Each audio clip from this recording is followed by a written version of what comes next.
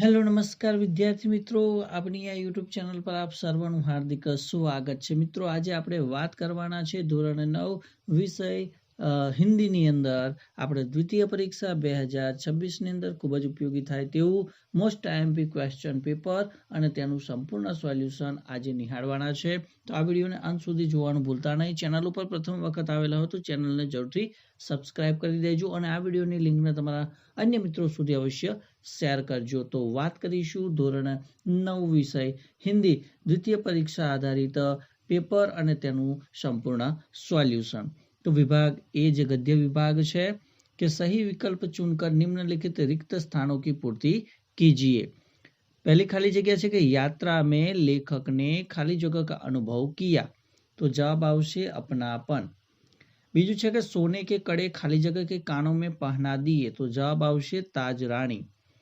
सही विकल्प चुनकर निम्नलिखित विधान पूर्ण कीजिए कि मोहन ने ज्यादा पैसे लेने से इनकार कर दिया, क्योंकि आनो जवाब आवश्य ऑप्शन ए, मोहन चाहता था कि उसे इतना पराया न समझा जाए.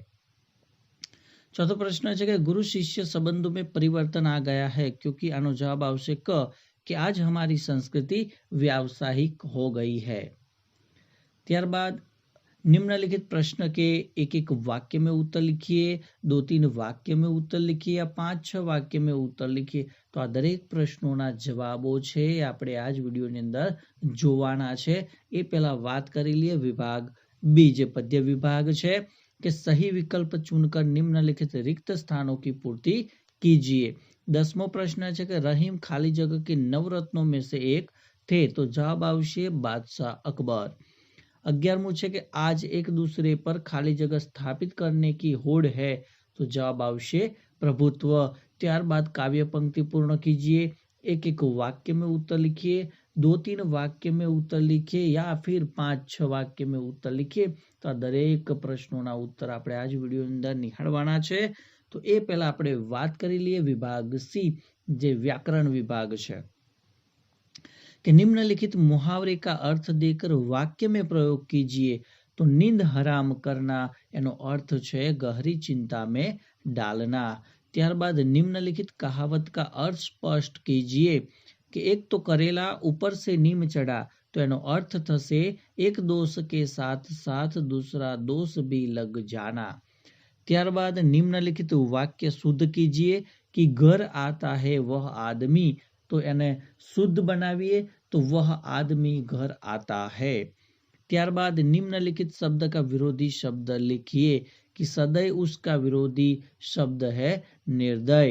निम्नलिखित शब्द का पर्यायवाची शब्द लिखिए, तो अमृत का पर्यायवाची शब्द सुधा. निम्नलिखित शब्द समूह के लिए एक एक शब्द लिखिए कि राम की कथा कहने वाला उसे राम कथक या फिर वाचक कहते हैं. ત્યારબાદ निम्नलिखित शब्द का उपसर्ग बताइए, तो अनहित में उपसर्ग है अन. निम्नलिखित वाक्य में से भाववाचक संज्ञा बताइए कि अंधेर नगरी को लोगों में आत्मीयता का नामो निशान न था, तो आनी अंदर भाववाचक संज्ञा आवशे आत्मीयता. ત્યારબાદ निम्नलिखित वाक्य में से कर्तुवाचक संज्ञा बताइए कि महादेवी की सहृदयता पाठक का दिल छू लेती है, तो आनी अंदर कर्तुवाचक संज्ञा आवशे पाठक. ત્યારબાદ निम्नलिखित वाक्य में से विशेषण बताइए. एक विकट समस्या हमारे सामने आ गई, तो आनी अंदर विशेषण आवशे विकट.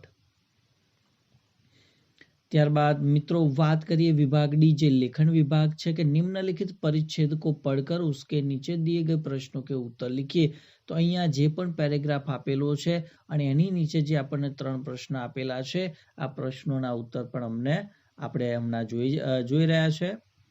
ત્યારબાદ નિમ્નલિખિત રૂપરેખા કે આધાર પર કહાની लिखकर उचित शीर्षक दीजिए. તો અહીંયા જે વાર્તા આપેલી છે વાર્તા લખવાની છે, એની અથવાની અંદર આપણે પત્ર લેખન કરવાનો છે. ત્યારબાદ અહીંયા આપણને 3 નિબંધ આપેલા છે. એ 3માંથી કોઈ એક નિબંધને આપણે 100 શબ્દોની અંદર લખવાના છે, જેમ કે વિજ્ઞાન વરદાન या अभिशाप, मेरा प्रिय शिक्षक अथवा महंगाई एक विकट समस्या. તો મિત્રો આ ત્રણમાંથી આપણે કોઈ એક નિબંધ લખવાનો છે.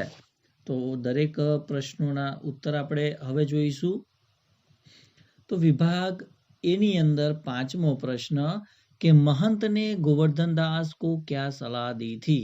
तो महंत ने गोवर्धन दास को यह सलाह दी कि जिस नगर में सब कुछ एक ही भाव मिलता हो वहां रहना उचित नहीं है, इसलिए उसे वह नगर तुरंत छोड़ देना चाहिए. छठो प्रश्न है कि विक्रम संवत का आरंभ किसने करवाया था. तो विक्रम संवत का आरंभ सम्राट विक्रमादित्य ने करवाया था. निम्नलिखित प्रश्न के 2-3 वाक्य में उत्तर लिखिए कि लक्ष्मीबाई को कौन सा दर्द कचोट रहा था. तो लक्ष्मीबाई को यह दर्द कचोट रहा था कि स्वराज्य अत्यंत निकट होने के बावजूद उनके हाथ में नहीं आ रहा है. उन्हें इस बात का दुख था कि उनके अपने ही साथी विलासिता में डूबे हुए हैं और उनमें देशभक्ति की कमी है. 8वां प्रश्न है कि मोहन की पारिवारिक स्थिति क्या थी. तो मोहन के पिता एक प्रतिष्ठित व्यक्ति थे, लेकिन उनके निधन के बाद मोहन की पारिवारिक स्थिति कठिन हो गई थी. वह अपने बड़े भाई के साथ रहता था और एक सामान्य मध्यम वर्गीय जीवन व्यतीत करता था. ત્યારબાદ 5-6 वाक्य में उत्तर के लेखक का मन क्यों बैठ जाता है. कि समाज में फैली डकैती, चोरी, तस्करी और भ्रष्टाचार को देखकर लेखक का मन बैठ जाता है. उन्हें दुख होता है कि आज ईमानदार को मूर्खता का पर्याय समझा जाने लगा है और केवल फरेब करने वाले ही फल फूल रहे हैं. हर व्यक्ति दोषी अधिक दिख रहा है और गुणी कम. समाज में जब मूल्यों का पतन होता है और ये लोग एक दूसरे पर संदेह करने लगते हैं तो देश की ऐसी स्थिति देखकर लेखक का मन निराशा से भर जाता है.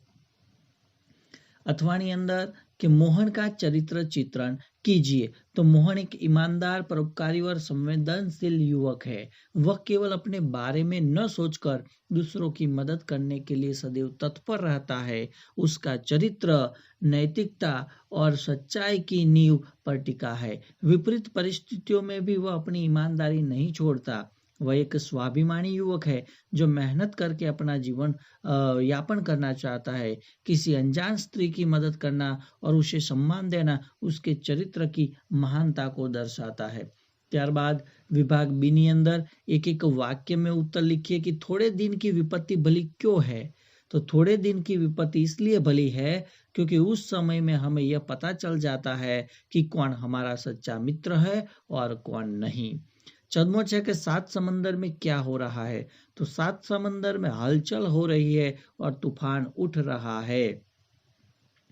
ત્યારબાદ 2-3 वाक्य में उत्तर कि भारतवर्ष को वृद्ध क्यों कहा गया है. तो भारतवर्ष को वृद्ध इसलिए कहा गया है क्योंकि यह दुनिया का सबसे प्राचीन देश है. यहाँ की सभ्यता और संस्कृति बहुत पुरानी है और इनमें सदियों से संसार को ज्ञान का मार्ग दिखाया है. ત્યારબાદનો જે પ્રશ્ન છે कि बुद्धि और हाथ किस कार्य के लिए है, स्पष्ट कीजिए. तो बुद्धि नए और अच्छे विचारों को सोचने के लिए है ताकि समाज का कल्याण हो सके. हाथ उन विचारों को कर्म में बदलने और मेहनत करके सृजन करने यानी कि निर्माण करने के लिए है. ત્યારબાદ આગળનો પ્રશ્ન 5-6 વાક્યની અંદર उत्तर જોઈ लिए कि बालक श्री कृष्ण के स्वरूप का वर्णन कीजिए. तो बालक श्री कृष्ण का स्वरूप अत्यंत मोहक और सुंदर है. उनके शरीर पर धूल लगी हुई है जो उनकी सुंदरता को और बढ़ा देती है. वे अपने आंगन में घुटने के बल चल रहे हैं और उनके हाथों में मक्खन लगा हुआ है. उनके मुख पर दही का लेप लगा है और उनके गले में माला सुशोभित है. उनकी आंखों में चंचलता है और उनके माथे पर लगा गोराचन का तिलक बहुत सुंदर लग रहा है. सूरदास जी कहते हैं कि बालक कृष्ण की इस छवि के दर्शन मात्र से जीवन सफल हो जाता है. एना अथवानी अंदर प्रश्न है कि कवि के हृदय में कैसी व्यथा है. तो कवि के हृदय में समाज की वर्तमान स्थिति को लेकर गहरी व्यथा है. वे देखते हैं कि समाज में ऊंच नीच, भेदभाव और छुआछूत जैसी बुराइयां फैली हुई है. लोग एक दूसरे के प्रति संवेदनशील हो गए हैं और मानवता कहीं खो गई है. कवि को इस बात का कष्ट है कि ईश्वरीय प्रेम और भाईचारे की जगह स्वार्थ और नफरत ने ले ली है. वे अपने काव्य के माध्यम से समाज को जगाना चाहते हैं और इस दर्द को दूर करने का मार्ग खोजना चाहते हैं। ત્યારબાદ विभाग डी के निम्नलिखित परिच्छेद को पढ़कर उसके नीचे दिए गए प्रश्नों के उत्तर लिखिए। तो અહીંયા આપણને પેરેગ્રાફ આપેલો છે, એ પેરેગ્રાફ તમારે વાંચી લેવાનો છે અને ત્યારબાદ જે નીચે પ્રશ્ન આપેલા છે એ પ્રશ્નોના આપણે उत्तर सॉल्व करिए। तो दीर्घायु के बारे में लेखक ने क्या कहा है? तो लेखक के अनुसार मनुष्य को अपना कार्य मन लगाकर और ध्यान से करना चाहिए जिससे वह दीर्घायु प्राप्त कर सके। ત્યારબાદનો પ્રશ્ન છે કે प्रवृत्ति के बारे में लेखक क्या समझते हैं? तो लेखक का मानना है कि प्रवृत्ति ही जीवन है। यदि मनुष्य काम में मन लगाता है और उत्साह से काम करता है तभी उसका जीवन सार्थक और उपयोगी बनता है। ત્યારબાદનો પ્રશ્ન છે કે નિવૃત્તિ के बाद में लेखक के क्या विचार है?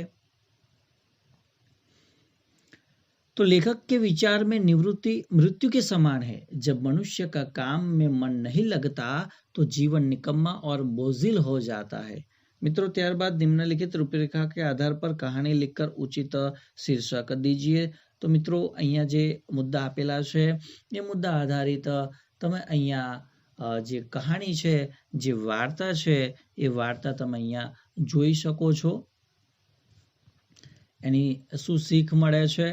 सीख જોઈ લઈએ કે बिना सोचे समझे और जल्दबाजी में किया गया कार्य हमेशा दुख और पछतावे का कारण बनता है। એના અથવાની અંદર આપણે વાત કરીએ, વાર્તાની અથવાની અંદર તો આપણને પત્ર લેખન પૂછેલો છે કે महादेवनगर सूरत से मनोज अग्रवाल, अहमदाबाद अपने मित्र सूरज को भारत के गणतंत्र दिवस पर विद्यालय में आयोजित सांस्कृतिक कार्यक्रमों का वर्णन करते हुए पत्र लिखता है। तो मित्रों અહીંયા તમારે તમારું નામ પણ લખી શકો છો, પણ અહીંયા પ્રોપર નામ આપણને આપેલું છે मनोज अग्रवाल, બરાબર છે? તો એ આધારિત અહીંયા તમે પત્ર પણ જોઈ શકો છો। મિત્રો આ એક ડેમો છે, એ પ્રમાણે તમે તમારી ભાષાની અંદર પત્ર લખી શકો છો। તો મિત્રો તમે અહીંયા જોઈ શકો છો। ત્યારબાદ આગળનો જે પ્રશ્ન છે કે નિમ્નલિખિત વિષયો में से किसी एक विषय पर करीब 100 शब्दों में निबंध लिखिए અને એની અંદર પહેલો નિબંધ કે વિજ્ઞાન વરદાન या અભિશાપ। તો મિત્રો અહીંયા જે મુદ્દા આપેલા છે એ મુદ્દા આધારિત એક સરસ મજાનો જે નિબંધ છે એ નિબંધ તમે અહીંયા જોઈ શકો છો મિત્રો। તો વિજ્ઞાન કેવી રીતે વરદાન છે, કેવી રીતે અભિશાપ છે, એની સંપૂર્ણ માહિતી તમે જોઈ। ત્યારબાદ વાત કરીશું મેરા પ્રિય શિક્ષક। તો એના પણ અહીંયા મુદ્દા આપેલા છે અને એ મુદ્દા આધારિત તમારે તમારી જાતે પણ તમારો જે પ્રિય શિક્ષક હોય એના વિશે તમે સરસ મજાનો એક નિબંધ લખી શકો છો। તો આ હતો મેરા પ્રિય શિક્ષક અને એના અથવાણી અંદર महंगाई एक विकट समस्या। तो महंगाई का अर्थ और स्वरूप, महंगाई के कारण, बराबर? तो એ તમે અહીંયા જોઈ શકો છો। આમાંથી આપણને શું ઉપસંહાર મળે છે, શું શીખવા મળે છે એની પણ વાત અહીંયા કરવામાં આવેલી છે। તો મિત્રો આ હતું ધોરણ 9 દ્વિતીય પરીક્ષા વિષય હિન્દીના પેપરનું સંપૂર્ણ સોલ્યુશન। તો મિત્રો વિડીયો તમને ચોક્કસથી ગમ્યો જ હશે તો વિડીયોને લાઈક કરી દેજો, શેર કરી દેજો અને ચેનલ ઉપર જો પ્રથમ વખત આવેલા હો તો ચેનલને સબસ્ક્રાઇબ કરી બાજુમાં આપેલ બેલને પ્રેસ કરી દેજો જેથી આવનાર તમામે તમામ નવા વિડીયોની નોટિફિકેશન સૌપ્રથમ તમને મળતી રહે। જય હિન્દ, જય ભારત।